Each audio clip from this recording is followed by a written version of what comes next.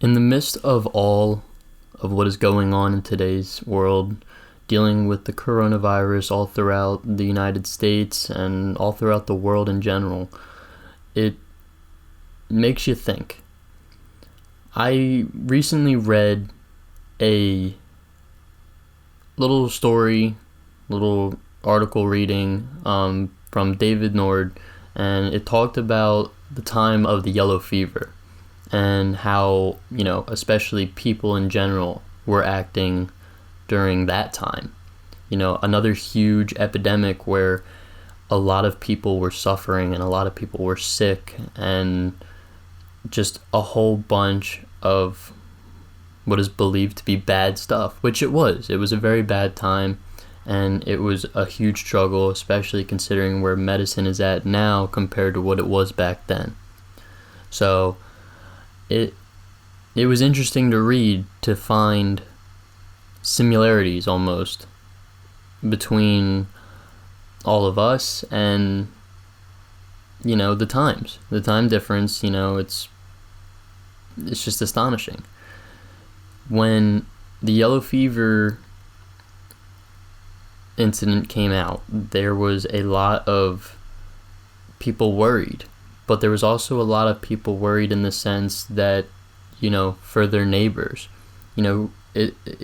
David Nord talked about how the community almost came together. All communities almost came together. Like, he especially mentions Philadelphia, which is one I think is amazing because, I'm from the area, and he talks about how, even though yellow fever was out and, people were contagious and everyone was worried about getting sick, there were still people, if, their neighbor was having a fire, they were still going out and helping them put it out.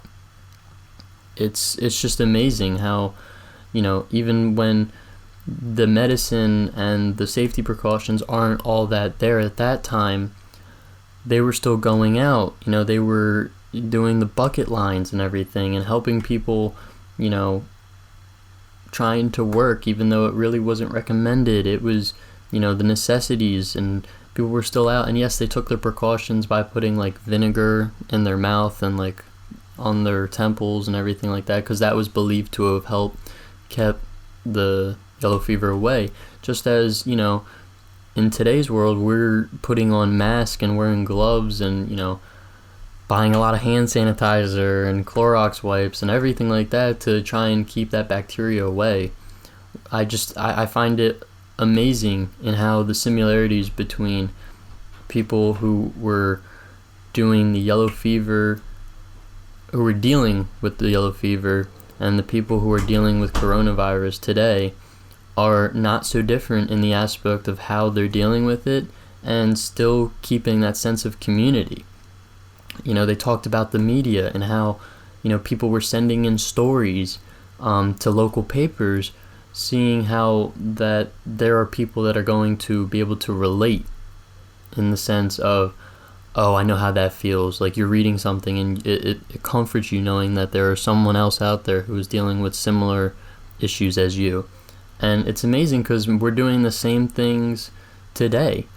Even our school, we're doing this Coronacast where everyone who's stuck at home and who are like the same age as us, and even people who aren't even the same age as us. I'm just talking about people related to Newman and not related to Newman. We've had people who are, outside of Newman who are contributing to this Coronacast, telling their story of how, they're struggling or how they're thriving, and they're trying to, beat this coronavirus and show that it won't keep us down. It's just amazing how you can find so many similarities between two different time periods, but almost the same situation. And I think it's amazing on how community and people always thrive in this situation. Thank you.